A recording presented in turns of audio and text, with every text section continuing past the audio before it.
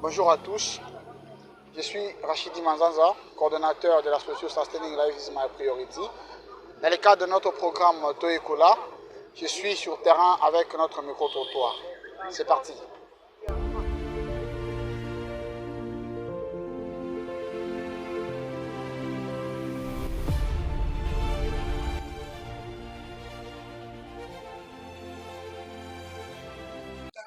Je vais essayer de discuter avec vous sur une question de santé, principalement sur le VIH-Sida. Vous pouvez me dire un mot sur ce que vous connaissez par rapport au VIH?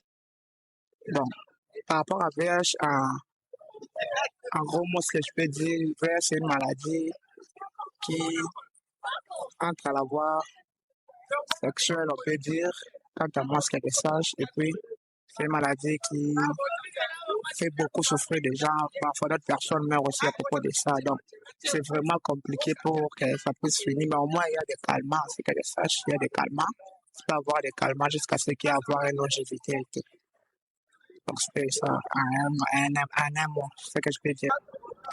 Est-il possible que si vous mangez avec une personne dans une même assiette, avec une personne ayant contacté déjà le VIH-Sida, vous pouvez contacter vous le VIH-Sida à votre tour?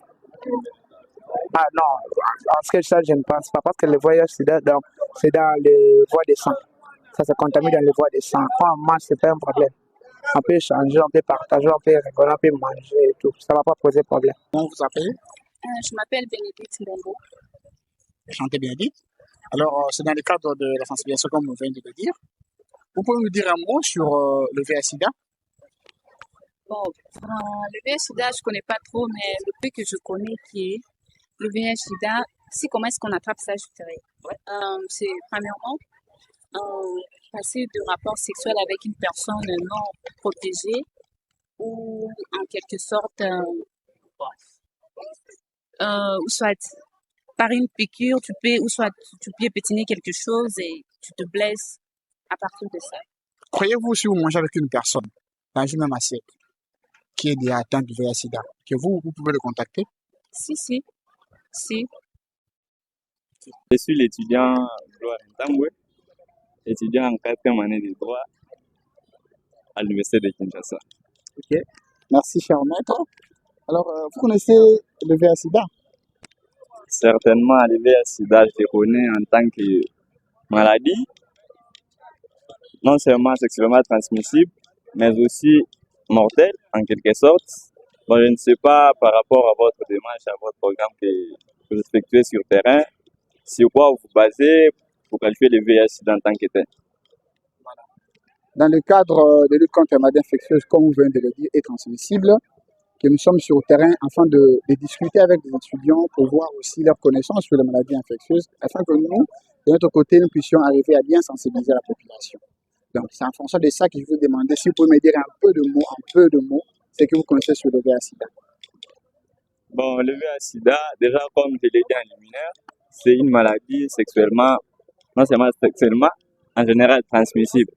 Bon, parce que je ne suis pas du tout dans la profondeur, je ne suis pas du domaine, ce que je peux dire en rapport à cette maladie, c'est que c'est une maladie qui est contractée non seulement sexuellement, mais aussi oralement, et même par quelle autre voie que je dis.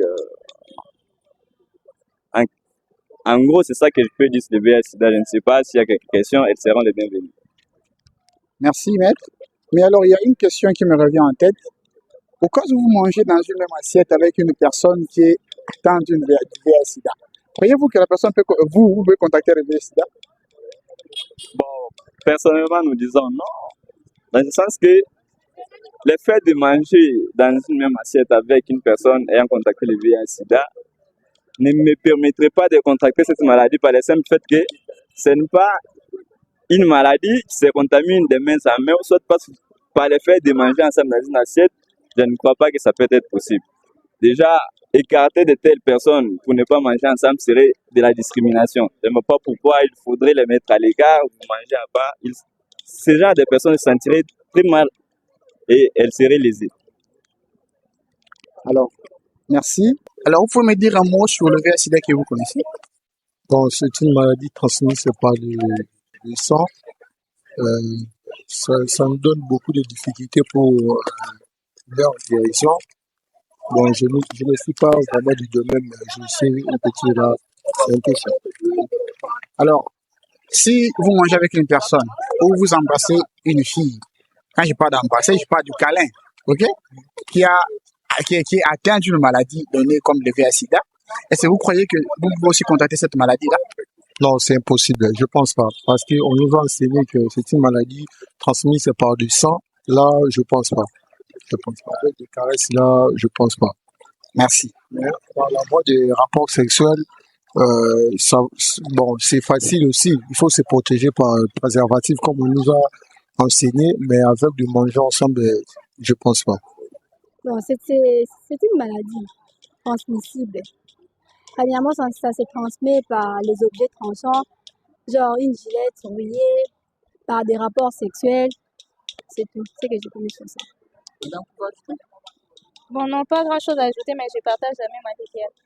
Vous pouvez ajouter? Merci. Alors, il y a une deuxième question qui est aussi simple, facile aussi.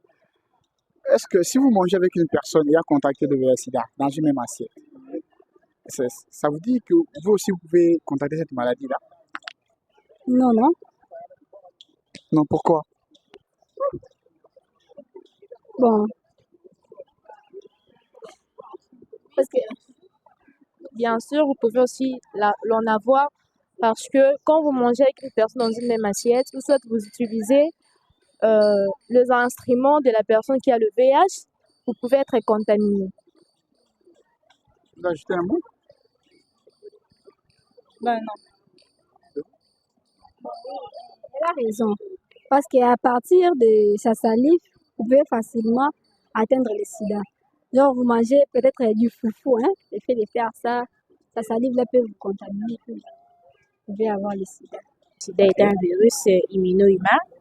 Ça se transmet de plusieurs manières, je ne sais pas, par le contact par exemple sexuel, contact avec le sang d'une personne qui est porteur du virus. Tout ce que je peux dire, c'est mortel. Jusqu'à ce jour, je ne sais pas si on a déjà un traitement qui guérit complètement le VIH/SIDA.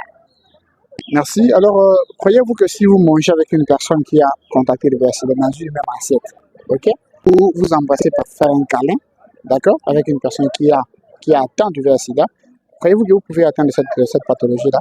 Non, je ne crois pas que cette pathologie puisse se transmettre de cette manière. On peut manger avec une personne qui est porteur du virus, mais on ne va pas contracter le virus.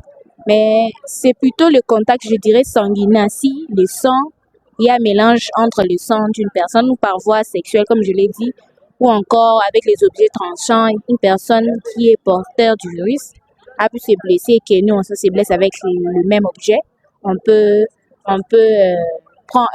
contracter le virus. Mais avec un câlin, avec manger dans une même assiette avec une personne qui est porteur du virus, on ne va pas attraper la maladie. Ok, merci à chanter. Sinon, moi, je m'appelle Rachidi et vous? Je m'appelle Katie. Le VIH-Sida, c'est une maladie infectieuse qui se transmet de plusieurs manières. Déjà, SIDA, c'est le syndrome d'immunodéficience acquise. Donc, c'est une maladie qui est contagieuse et se transmet de plusieurs manières, parfois dans des objets que l'on utilise. Si la personne avait cette maladie, du coup, quand vous réutilisez cet objet que cette dernière avait utilisé, vous serez même atteint du sida. Donc, deuxièmement, je vais dire, le VIH-Sida se transmet aussi par le rapport sexuel. C'est-à-dire, si votre partenaire est atteint de sida, et du coup, quand vous passez les rapports sexuels avec ces derniers, vous serez atteint du sida. C'est en fait ça, les VIH-Sida. C'est une maladie infectieuse. C'est de l'infection, en fait. Merci, monsieur Joshua. Alors, si vous mangez avec une personne qui est atteinte du VIH/SIDA, croyez-vous que vous aussi, vous pouvez le contacter? Non, je pense pas. Je pense pas.